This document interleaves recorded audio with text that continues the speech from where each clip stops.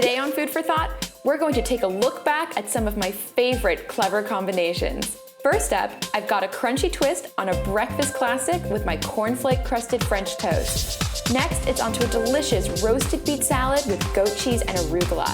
Then I'm making two creative popcorn combos, first with a brown butter and then a chili lime version. And finally, I've got a new take on a Mexican standard with my mom's Brie and Grape quesadilla.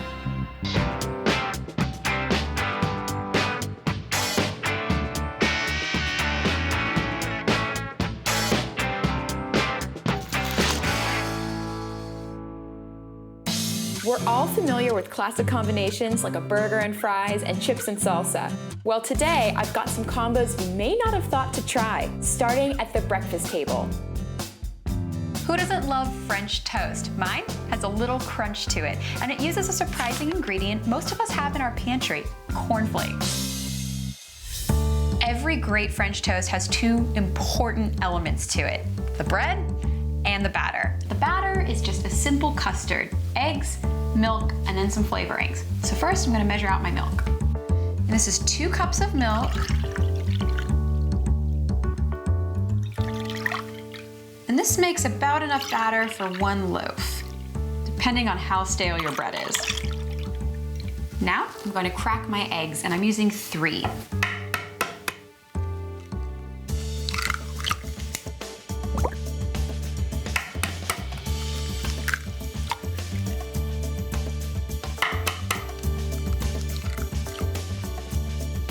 I love the flavor of spices, especially in French toast, and whenever I can, I buy them whole. The idea here is that they last a really long time and the flavor is so much stronger, so you really can't lose. I'm going to start with my nutmeg, and you can see here I have a whole nutmeg. And all you do to break it down, you don't have to crack it or anything like that, you just grate it, just like this. And nutmeg is a very strong flavor, especially when you're using it whole like this. A little goes a long way, so I'm only adding about a 1/4 teaspoon or, like a small pinch. And it's the same with cinnamon. I like to buy it whole and grate it fresh. It tastes so good. I'm gonna give it a quick whisk just to integrate all of the ingredients. And I want it really smooth. It doesn't need to look like scrambled eggs. It needs to be even further along, just an all even color. Well, that looks good. Time to add one of my favorite ingredients, vanilla. And I like to add this at the very end because it'll take a while, but vanilla can curdle raw eggs. So I'm just gonna do it at the very end. Just about a teaspoon of vanilla. You don't need to overpower it. This smells amazing. The combination of vanilla with cinnamon and some nutmeg, so good. And now for my secret weapon, the cornflakes. So I put them in a plastic baggie and I have my rolling pin and I'm basically just gonna roll it across, smashing them up until I get the texture I want. Just like this. Well, this looks perfect. I want the flakes to be small enough that they cling to the French toast, but not so small that you lose all that wonderful texture. Well, this is ready to go. For my bread, I'm using a beautiful brioche loaf. I love this because it's an egg bread, so it's really rich. And typically, the more stale the bread, the better the French toast. So this one's been sitting out for quite a while. I love my French toast nice and thick, so I'm giving these about a 1-inch slice.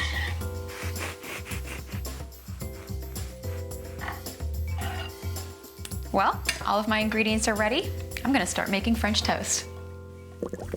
I have my assembly line of all of my ingredients ready to go. So I have my bread, my batter, and my cornflakes. So, gonna get dipping. So my bread goes straight into the batter, just like this, and I'm going to press it down and let it soak up just like a sponge.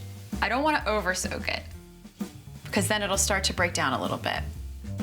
And then straight onto the cornflakes, and I'm gonna press in hard here. Then I'm flipping. Ha, look at that. Amazing texture. I've set my pan over medium heat, and the idea here is I want to cook my French toast really evenly. I want it golden brown on the outside and completely cooked through. And And I'm using butter to grease my pan, but you can use anything you like, a plain oil cooking spray. My butter's melted, so it's time to cook. Just straight onto the pan. So my French toast has been cooking and it's nice and golden brown on the bottom and it's been cooking through. So I'm gonna flip it. Woohoo! Look at that. So the cornflakes have gotten right into the bread. So now I have this delicious crispy crust. Well, this looks done.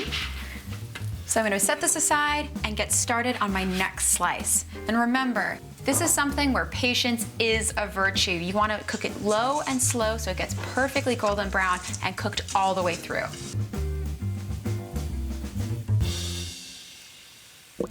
I can hardly contain myself. This needs some syrup and powdered sugar. And there really isn't a lot of sugar in the actual batter, so I'm not gonna feel too bad about using the syrup. And a little bit of powdered sugar, so it looks like that diner French toast.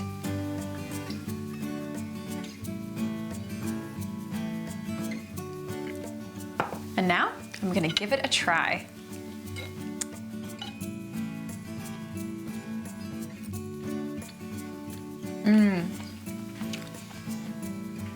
That's really good. The cornflakes just bring a really interesting texture to the French toast that I absolutely love. It's so good with the syrup and the soft, soft bread and then the crunchy exterior. It's a really good combination. Coming up, I've got another delicious, clever combination. My roasted beet salad with goat cheese and arugula, when the best of food for thought returns.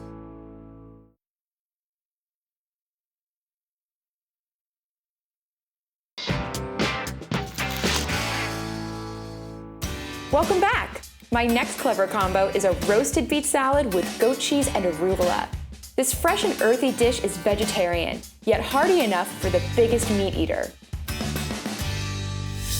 Roasted beets are earthy, sweet, firm, and full of color and flavor. In my beet salad, I like to pair it with some spicy arugula, fresh goat cheese, and toasted pecans. I think beets are making a comeback. You can find them anywhere now. And what I love about fresh beets is you get that really beautiful earthy flavor. Rather than when you get it canned or pickled, you don't really get that full beet flavor. So I love them. They're also really versatile. Right now I'm taking out the tops, but make sure to save them. You can saute these up and put them in a salad. You can put them in pasta. I treat them like I would treat kale. So I've trimmed all of my beets and they're ready to be roasted. I'm going to wrap them up in a little bit of aluminum foil just to make sure they get really nice and cooked. And these are super big beets. They're in season right now, so they look absolutely gorgeous, but they will take a little bit longer to cook in the oven. So to roast these, I'm going to put them on a little bit of aluminum foil, just 3 at a time, and wrapping them up. And the idea here is that by wrapping them up, it's going to keep the skins really intact with the beet, so when I skin them later, they'll peel right off really easily.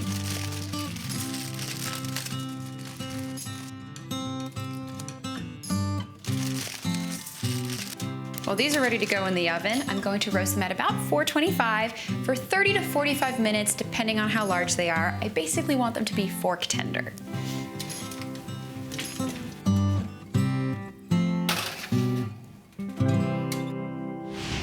Well, my beets are out of the oven and cooled, so it's time to peel them. To peel a beet, it's pretty simple. Because these have been roasted, the skin should come right off, and you just have to push it really gently with your finger, and you just get all that beautiful color underneath. And you want to be careful that you don't press too hard because you don't want to ever mush the beet or smash the beet. You want it to retain its shape and its texture. Well, my beets are peeled, so they're ready to get sliced up. And I want these to be cut into bite-sized slices.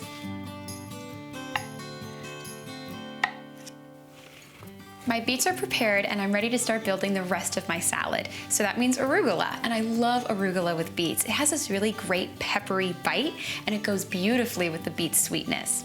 So I'm just gonna add a couple of big handfuls, just like that. Now I'm going to dress this to taste. And I have my balsamic vinaigrette, which I'm just gonna start with a couple of tablespoons, not a lot. I like a little bit of a lighter dressing on my salads, but if you like more, add more. And so you can use your hands, you can use tongs, whatever you like, but since I already have a glove on, I'm gonna use my hands. And I like to do this by hand because that way you don't end up ever crushing the greens. You can be really delicate. Time to plate. So I'm gonna put everything together and I'm gonna add my other 2 ingredients. So I'm just gonna put a little bit of my beet salad just right onto the plate. And now I'm gonna add the goat cheese, and this is really soft goat cheese. And I love leaving it in big, nice chunks so you can really get the flavor. I'm gonna sprinkle it with a little bit of pecan for some beautiful crunch, yum. And like I said before, I love fresh cracked pepper, especially on salad, so I'm gonna hit this with a little bit. Great, well, time to give it a taste. Let's see how this turned out.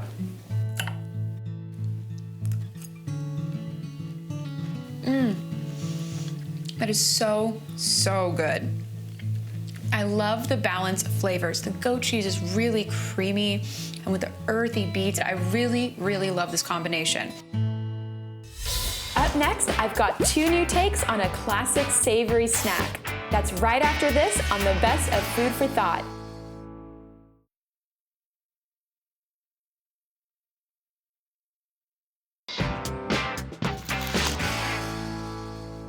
Popcorn is one of my favorite snacks, and up next I've got 2 delicious combinations, a brown butter and a spicy chili lime version.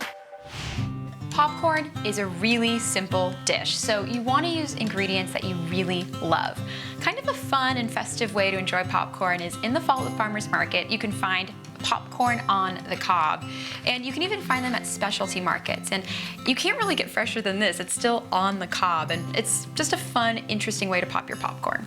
And it doesn't get any easier to prepare. Just take your cob, you stick it in the bottom of the bag, and then you just fold it over a couple of times.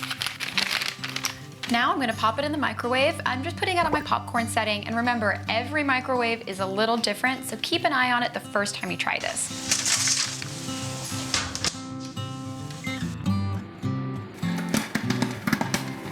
My popcorn's popped, so I'm gonna put it in a bowl, cob and all, and then get started on my butter. Now I'm going to make brown butter, which is one of my favorite ingredients. It is so delicious and so simple. It's basically butter that you've melted, and you cook it just a little bit longer so that the milk solids in it get nice and toasted, and it brings this really lovely nutty flavor to everything. I love this stuff, and it is wonderful on popcorn. Butter is basically made up of 2 parts, oil and then the milk solids. So we're just letting the milk solids toast in the oil, and that's what gives it that toasty, nutty flavor. So I'm just letting my butter melt, and what I want to have happen is let the butter completely melt, and then it's going to foam up. So don't freak out when that happens. It will happen. It'll foam up and sort of spit a little bit, and what's happening is that's the separation process. So once it foams, it'll kind of calm down, and you'll see all of those golden brown bits. And that's where it gets a little dicey. You want to make sure that you turn it off the heat, because the brown bits will continue to cook if you leave it on. And you want your brown butter to be a really rich golden brown, kind of like the color of waffles. Well, this looks great. I'm gonna get my popcorn put together. My brown butter is browned, and I have my popcorn ready to go. So I'm just gonna drizzle it with a little bit of the brown butter. And this is a non-recipe recipe. It's one of those things that you put it together however you like it. If you like a little extra butter, add a little extra butter. And now for the sea salt. And because there are only 3 ingredients in this, I like to use a really nice sea salt that I can taste and has a little bit of crunch. And this is super casual. I'm just gonna mix it together with my hands. You just want the popcorn to get really evenly coated. Let's give it a taste. This is so good. I love brown butter. It's one of those ingredients that it's sort of mysterious. You can't really put your finger on it, and it takes something as simple as classic popcorn and just makes it a little bit more impressive. I've got 1 more popcorn, and this one has a kick. I add sriracha, which is a hot chili sauce, and a little bit of lime zest. It is so good. To start, just pop your popcorn how you normally would. I'm using my countertop popper.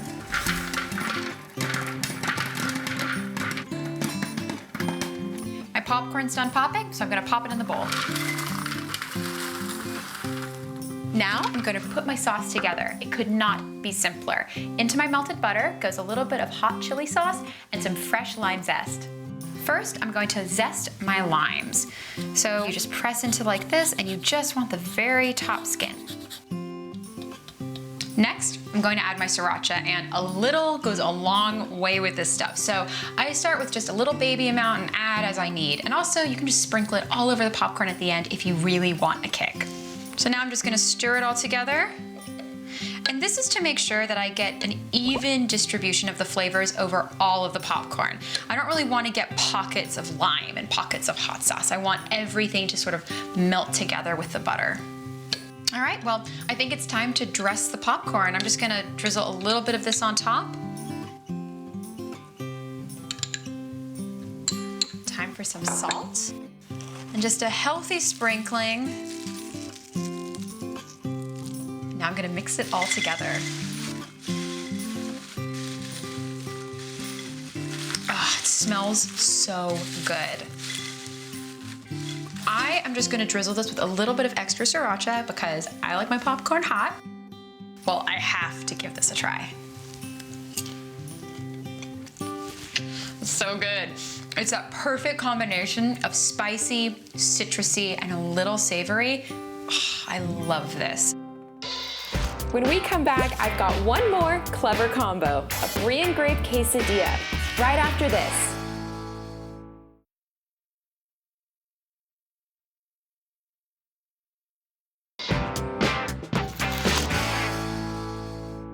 Welcome back. My final clever combination is a Thomas family favorite, a Brie and Grape quesadilla.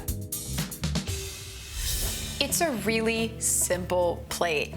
3 things, which I love. This is basically a twist on a traditional quesadilla using French cheese. I'm using Brie, which is a delicious, really creamy cow's milk cheese, and then some green grapes for a little bit of acid and brightness. This is my mom's recipe, so it's really close to my heart. She would make it for us every summer whenever we would get hungry, and it was one of her go-to recipes to whip up really quickly. So the key to this recipe is in the Brie. You only have 3 ingredients, so it's really important that each of those ingredients are really good because that's all you're gonna taste. And when you taste Brie, you'll notice that it has sort of a tangy, pungent flavor, but a really rich, creamy, just sort of melt in your mouth texture. So it's a really beautiful combination.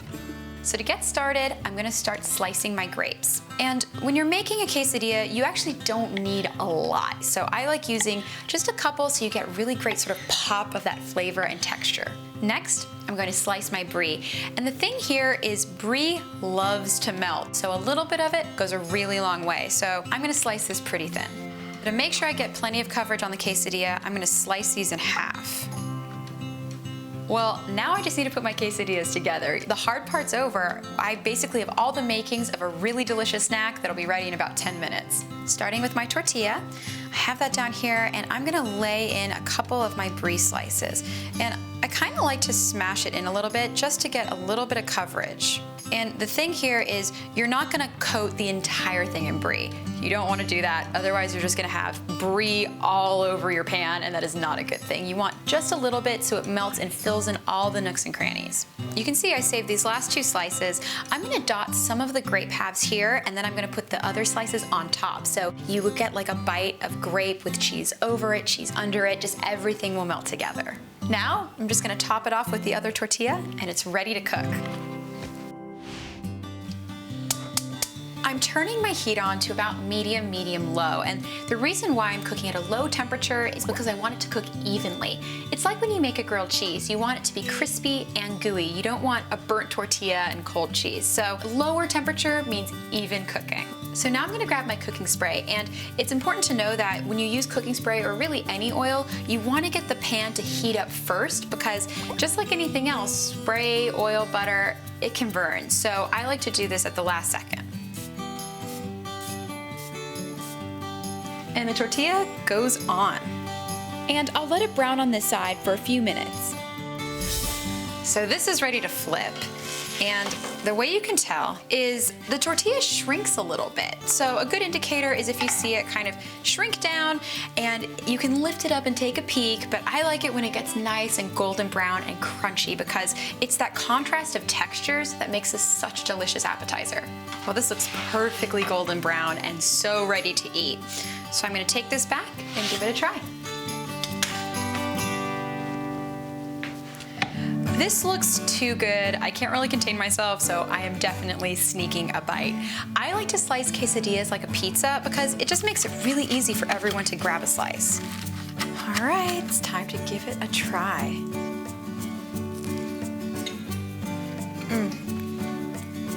That is so delicious, and if I have to say so, it is just like how Mom used to make them. The Brie is really buttery and mild and a little tangy, and then combined with the grapes, it's just that perfect hint of sweetness. It's such a good bite, and you just saw, so easy to make, so what's a girl not to love? Thanks for tuning in for another Best of Food for Thought. See you next week.